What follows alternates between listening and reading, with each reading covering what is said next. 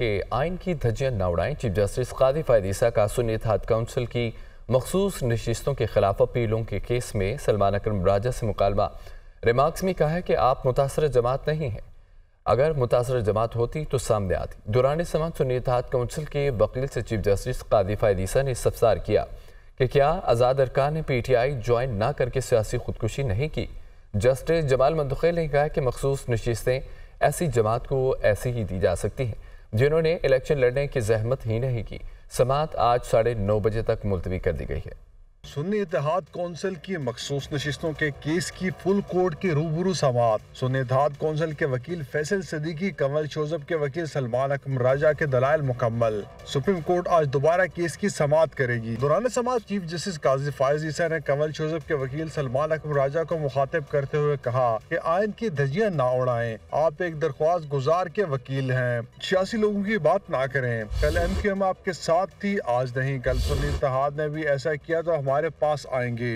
वकील सलमान अकरम राजा ने कहा इलेक्शन कमीशन की जिम्मेदारी थी साफ शफाफ इंतखाबात कराए। सुन्नी इत्तेहाद एक्टिव सियासी जमात थी। वकील सलमान अकरम राजा के दलाइल मुकम्मल होने पर चीफ जस्टिस ने कहा कि हम तीसरा दिन नहीं देंगे। जस्टिस नईम अख्तर ने कहा सुन्नी इत्तेहाद के चेयरमैन भी बतौर आजाद उम्मीदवार ही सियासी जमात ज्वाइन कर रहा है। सुन्नी इत्तेहाद कौंसिल के वकील फैसल सदीकी ने मौक़िफ़ अपनाया कि अदालत को आइन की प्रोग्रेसिव तशरीह करनी होगी। चीफ जस्टिस ने कहा कि क्या हम आइन के नेचुरल मानी को नजरअंदाज कर दें, हम ऐसा क्यों करें। अदालत आइन में दर्ज अल्फाज की पाबंद है। चीफ जस्टिस ने कहा कि PTI ने दूसरी जमात में शमूलियत इख्तियार करके खुदकुशी क्यों की।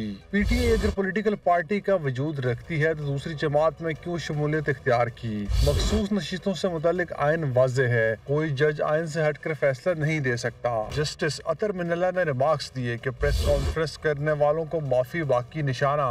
ये कायक सबके इल्म है कि अदालत आंखें बंद कर ले। इलेक्शन पर संजीदा सवालात उठाए गए। 2018 में भी यही हुआ। ये सियासी जमात का नहीं, इसके वोटर्स का मामला है। पूरा मामला इस वक्त कंफ्यूजन के शिकार हुआ जब PTI से निशान ले लिया गया। इस्लामाबाद हाई कोर्ट ने इलेक्शन ट्रिब्यूनल की तब्दीली से मुतालिक इलेक्शन कमीशन का 10 जून का फैसला मुअत्तल कर दिया। अदालत ने इस्लामाबाद से मुस्लिम लीग नून के रुकन कौमी असम्बली अंजुम अकील खान को शोकास नोटिस जारी करते हुए ट्रिब्यूनल के जज पर लगाए गए इल्जामात के सबूत भी मांग लिए हैं। इस्लामाबाद से रिपोर्ट देखिए। इलेक्शन ट्रिब्यूनल की तब्दीली से मुतालिक इलेक्शन कमीशन का 10 जून का फैसला मुअत्तल। मुस्लिम लीग नून के रुकने कौमी असम्बली अंजुम अकील खान को शो काज नोटिस जारी। इस्लामाबाद हाई कोर्ट ने ट्रिब्यूनल के जज पर लगाए गए इल्जामात के सबूत मांग लिए। समाअत के दौरान चीफ जस्टिस आमिर फारूक ने अंजुम अकील पर बरहमी का इजहार करते हुए कहा कि आपने जो अल्फाज इस्तेमाल किए मुझे समझाएं, नेपोटिज्म क्या है। अंजुम अकील ने माजरत की तो जस्टिस आमिर फारूक ने रिमार्क्स दिए कि माजरत ना करें, जज के खिलाफ जो अल्फाज इस्तेमाल किए वो बताएं।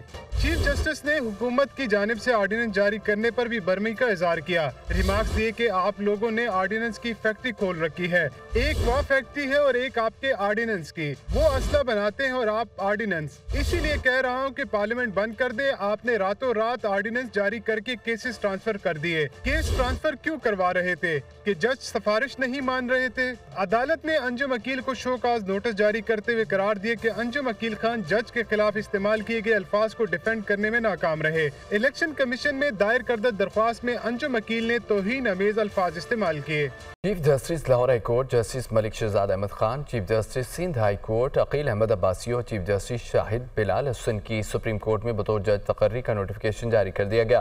Chief justice of Pakistan justice Qazi Faez Isa आज तीनों जजेस से हल्फ लेंगे। लाहौर हाई कोर्ट के सीनियर तरीन जज जस्टिस शुजात अली खान भी आज बतौर कायम मकाम chief justice Lahore high court के ओहदे का हल्फ उठाएंगे।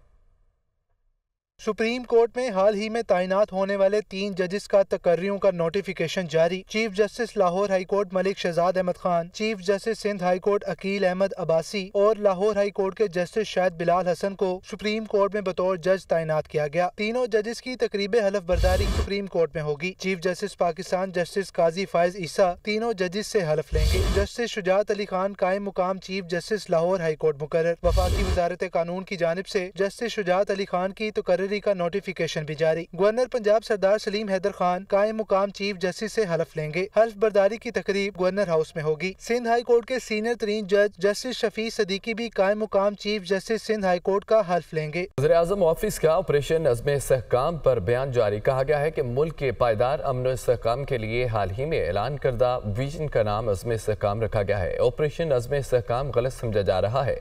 अज़्म इस्तेहकाम का मुवाज़ना गुज़िश्ता मुसल्लह ऑपरेशन जैसे ज़रब्याज़, राह निजात वगैरह से किया जा रहा है।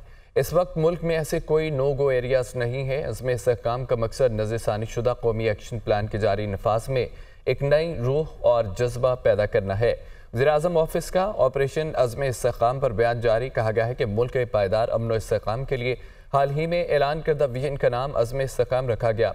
ऑपरेशन अज़्म इस्तेहकाम गलत समझा जा रहा है।